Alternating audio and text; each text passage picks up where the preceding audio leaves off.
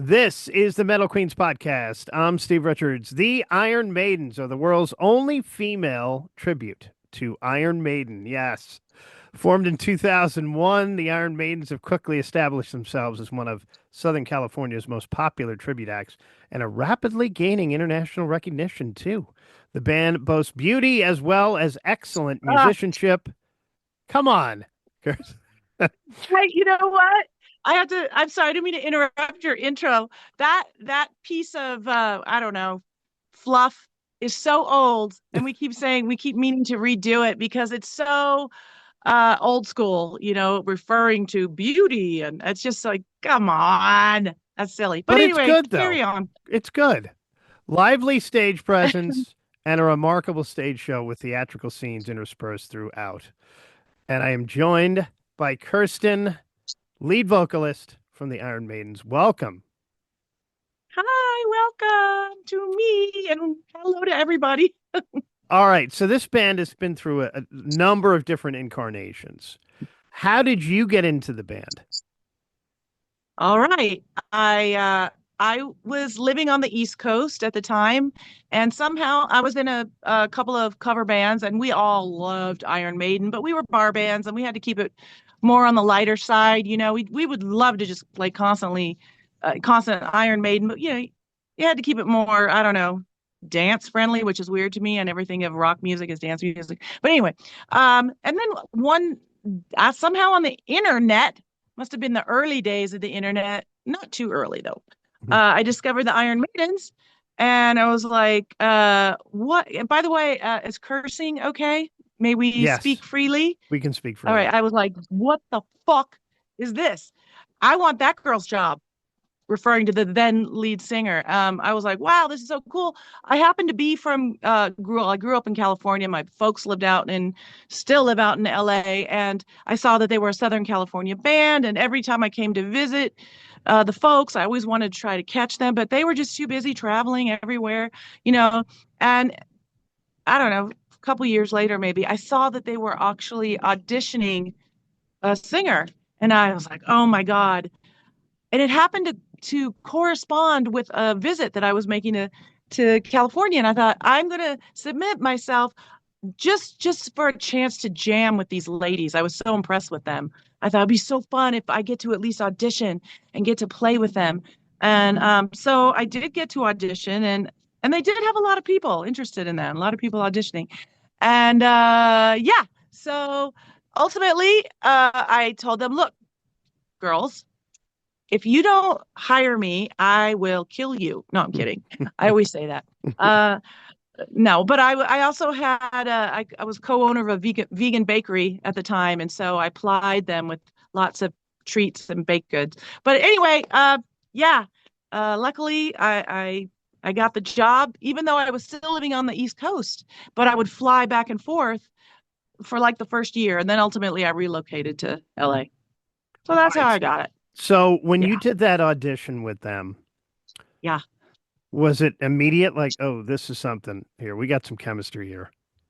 I don't know. I think they thought I was kind of weird actually because it was in a rehearsal space and the door had like a little glass window and people are in front of me and I kept popping my head up into the window, like looking and just being generally a weirdo. So I think I gave off some weirdo vibes, but they did tell me at least by the next day to come back again for I made it to the next level of auditioning. So I don't know. I don't know. So what you're saying is, Kirsten, it was the baked goods that did it. Exactly. And the threat that they would be murdered by this psychopath who wanted to be in their band. So yeah, but hey, it worked. I'm It happy. worked, and the rest is history so far. That's You're right. making That's history. right. How That's did right. you get into music? Well, I mean, I always loved hard rock and metal as a kid. And of course, as a kid, my musical tastes were much more narrow. I think that's true for a lot of people. As we get older, a lot of times our musical tastes broaden, and mine are certainly very broad now. But at the time, as a young kid, I was totally into metal and whatever. And I don't know. I just always loved that. I think I remember the first time I ever heard Heart's Barracuda, something about that Mhm. gallop. I just loved. And I was a horse lover and rider and enthusiast. So maybe there was something in there about that gallop. And of course, Maiden, tons of gallops all over the place. So I always loved that. I didn't start singing though until I was in my 30s. That's not true. As a kid, I thought it was fun to sit in my room with my headset and my whatever, our little hi-fi stereos, whatever we had, and my tape recorder. I'm totally dating myself. And at the time, I did go through a Cheap Trick obsession. And I would sit in my room and be just blasting like Dream Police or Live at Mm. Budokan and singing. I'm like, yeah, thinking like, God, I am nailing this. I feel like I'm really sounding like Robin Zander. I'm going to tape record myself. And so I had my headset, my earphones on, and I press play or press record. And I think I don't know, I was singing to I Want You to Want Me or something like that. When I listened to the playback, it was the most crushing, horrifying, deflating feeling I've ever had. I realized I totally sucked. Part of it was, we all saw the videos where like the people are in the studio and they have headphones on. I didn't realize they were hearing their own voices. So I had headphones on listening to Cheap Trick, not hearing my voice. And I sounded like, no disrespect to deaf people, but I sounded like a deaf person singing. It was not good. So I'm like, all right, I suck. I will never sing publicly. I'll just sadly sing along, in my car as I got older, whatever. We'll never sing in front of anybody. Then flash forward a few decades and some life changes and you kind of get to an age where you're like, fuck it, I don't care. This is for me. I don't care if I suck. And I found out, I'm sorry, I'm making this story so long. I found out that Steve Whiteman of Kix gave lessons where I lived on the East Coast. And I'm like, yeah, I'm going to sign up. I was in my 30s. I'm like, I'm going to take some vocal lessons just for fun. I'm sure he's heard worse, whatever. Well, it made all the difference in the world. I studied with Steve for 3.5 years. He's a phenomenal teacher, a hell of a guy, great performer and singer, all the way. He probably still is, even though he's retired now. And it made all the difference in the world. He taught me technique and skills, and I practice. And to this day, he calls me his second favorite student. Mm. And I'm second to Lizzie Hale, who was also his student. And I totally accept that second place. I'm like, yes, me getting to be second to a Grammy Award winning phenomenal vocalist, I'll take it. But let me clarify. I wasn't second favorite for talent. It wasn't like I was an exceptional talent. I was a great student. My curve of improvement was massive because I loved practicing. I did everything he said. I was a great student, and I'm sure as a teacher that's incredibly rewarding to have somebody who loves taking lessons and practices. So then I started, auditioning for people's bands, and I'm like, I can do this, I can do this. And here we are. Yeah. That's great company to be in with Lizzie Hale. I know. And I have the 6 degrees of separation is we had the same teacher. That's where the similarities end. But I love that story because I'm like, I'm happy to be second to Lizzie Hale in terms of my teacher's favorites. Any plans to record an album with the band? Well, okay, the band has recorded Yeah. a few albums, of course, all before this current lineup. Right. I don't even know I think maybe, I don't know I mean, it's been well over a decade or more since they recorded anything. So anytime people hear anything, it's definitely not the current lineup. It's not me. It's not the current guitar players. But we actually did record something. A few years ago, like I probably right before COVID, and then it just kind of got hung up uh, and hasn't seen the light of day. It's possible it will. I don't know, maybe Maybe. because that'd be really cool for me. Especially I don't have any original projects going on. I'm an old lady, so I'd like to have something recorded for posterity for me. Anyway, All we'll right. see, So but maybe something yes, coming. Maybe. maybe Okay. something. All Maybe right. something. Let's talk about touring. You've got dates this spring in California, Indiana, Illinois, and more to come. And Lots in more. Kentucky, you have a date with Gene Simmons. Have Yes. you played with Gene I and Kiss before? I never have. I know something the band did for Kiss. They like opened for them, not as a direct opener, but I don't know. Somehow on the same bill as Kiss, and I'm probably totally messing up the story. There is some Kiss relationship story there. And Wanda, our bass player, loves Kiss. He biggest Kiss fan ever. Um, but this will be, my first experience doing anything involving anybody with Kiss.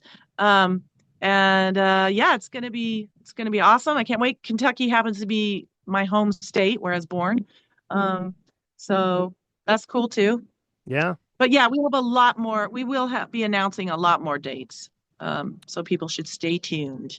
Any favorite spots or countries that you've played in?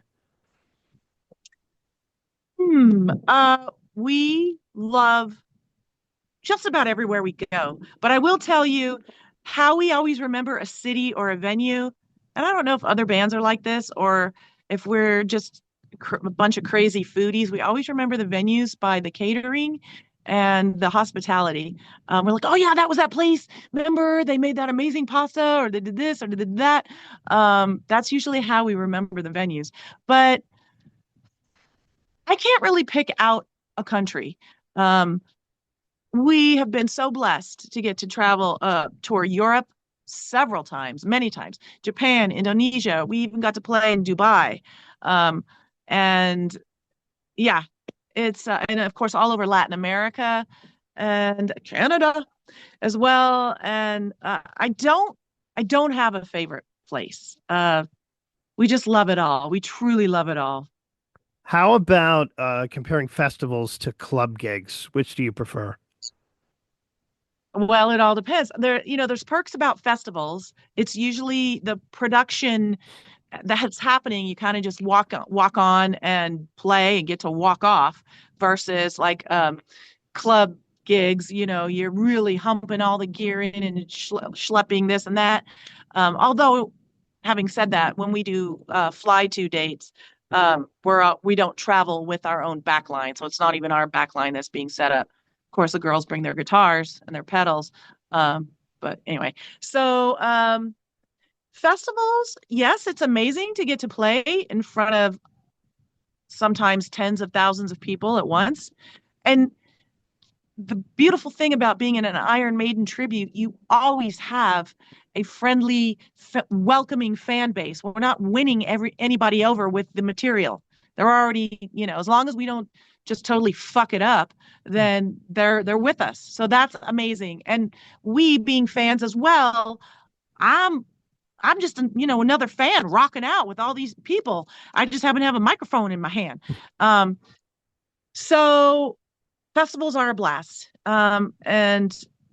And it's, of course, it's a notch in your belt, getting to play prestigious festivals and get to see other amazing bands that are on the bill. That's a lot of fun. The catering is always usually very good. Back to the catering I again. Yeah. tell you what, it's true. It's true. But there's some really great, many multitudes of great club gigs, and you get to have more of that intimacy with people. You know, so there's that. It's just a little more personable that way. Yeah. All right. Yeah. We wrap up with 5 questions for All Kirsten. right. Here we go. Favorite Maiden song to perform live? Ah, it varies. I'll tell you right now, because we're this is in our rotation right now, is Loneliness of the Long Distance Runner. Hmm. It's a blast to sing. So that changes for you. It changes. Yeah. I go through phases. Favorite cocktail? Cosmo. Dream collaboration. Oh my God. Oh, okay. How about me and Bruce Chickinson? Hmm. It's Of a course. dream, right? Yeah. Yeah. Any I can hit go big or go home. any hidden talents you have? Oh. Um, I do great horse impressions. I'll leave it at that. Okay. First Mhm. concert you ever went to? Talking. Hmm. Good one. All right, she's Kirsten. I think that was five. Yes, it was. All right. Kirsten, lead singer, lead vocals for the world's only female tribute to Iron Maiden. The Iron Maidens out on tour this spring and summer. More dates to come. Get it all at theironmaidens.com. That's the website, and on their social pages too. You can get the latest updates too to see if they're coming to a town near you. Kirsten, thank That's you. right. Thank you so much. This is a pleasure and an honor. And up the irons. Up the irons. Absolutely. And this is the Metal Queens podcast. I'm Steve Richards. Hit the like button, share, and subscribe too. And thank you